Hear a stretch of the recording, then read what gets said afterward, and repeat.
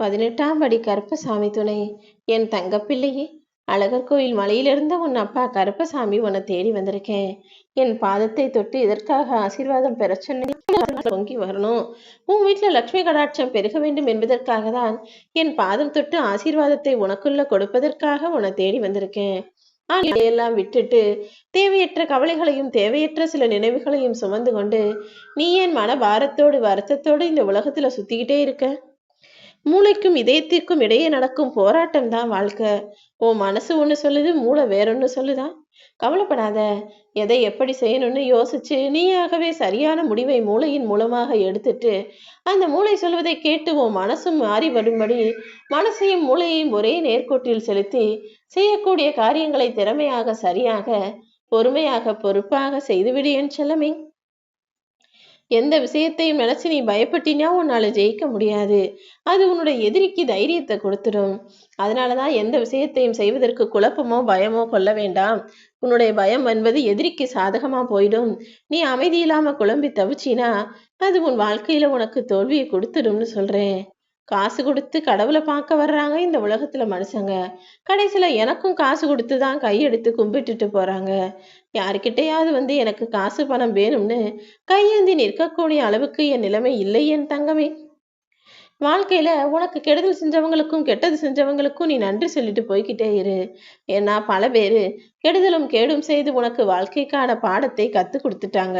ஒரு சிலர் பாடமாகவே இப்படி இருக்கவே கூடாதுன்னும் வாழ்ந்து காட்டி விட்டார்கள் தானே.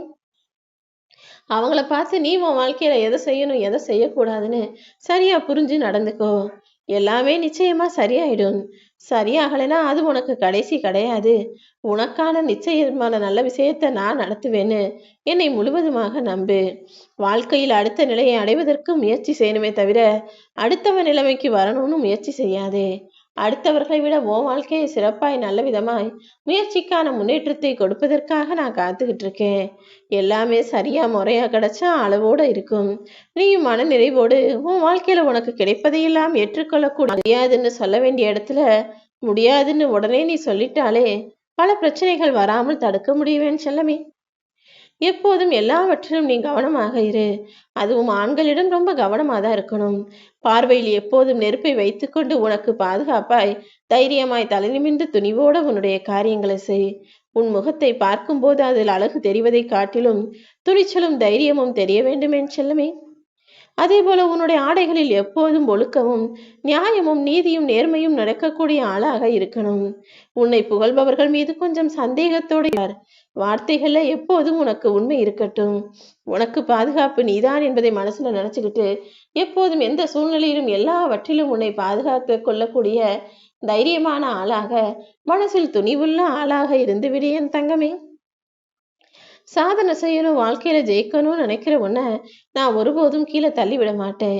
அப்படி அடுத்தவர் யாராவது உன்னை தள்ளிவிட வந்தாலும் கீழே விழுந்துட்டோமே நினைச்சு வருத்தப்பட்டு வேதனைப்படாம விழுந்த இடத்துல மீண்டும் தைரியமாக எழுந்து நின்று ஜெயிக்கக்கூடிய ஆளாக நீ இருக்கத்தான் வேண்டும் என் தங்கமே. கோபம்ங்கிறது அடுத்தவர் செய்யற தவறுக்கு உனக்கு நீயே கொடுத்து கொள்ளக்கூடிய தண்டனை. அப்படி ஒருபோதும் அவசரப்பட்டு கோபப்பட்டு உன் வாழ்க்கையில நீயே உனக்கு எதிரியாக இருந்து விடாதே.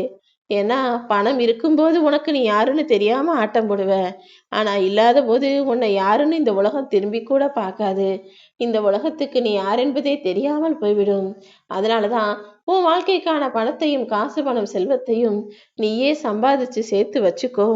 உனக்கு எல்லா வகையிலும் நல்லது நடப்பதற்கு நான் உறுதுணையா இருப்பேன்னு சொல்கிறேன் என் தங்கமே. கூட்டத்துல ஒருத்தன் உனக்கு எதிரியா இருக்கான்னா நீ கொஞ்சம் வளர்ந்துட்டு இருக்கன்னு அர்த்தம்.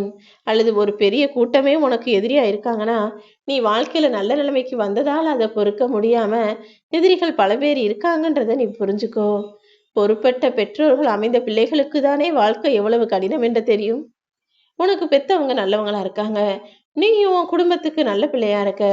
அப்படி இருக்கும்போது அடுத்தடுத்து என்ன செய்யணுமோ அதை யோசிச்சு செஞ்சுக்கிட்டு போய்கிட்டே இருக்க வேண்டியது தானே. ஒருத்தருக்கு துணையா ஆதரவா நின்னோம்னா எல்லாமே சரியா நடக்கும்னு அடுத்தவனுக்கு அடிமையாக வாழ்வதை விட எதுவுமே வேண்டாம் என திமிராய் தைரியமா இருந்து விட்டுப்போ. நிச்சயமாக உன் உள்ளத்திலும் சரி இல்லத்திலும் சரி கண்டதையும் குப்பைகளாக நிரப்பி இடைஞ்சலை உருவாக்கிக்காம மனச லேசா வை. உன் குடும்பமே, அதாவது உன் உள்ளமும் இல்லமும் மகிழ்ச்சி அடைந்து நீ நினைச்ச காரியங்களும் நல்ல விதமாக நடந்து முடியும்.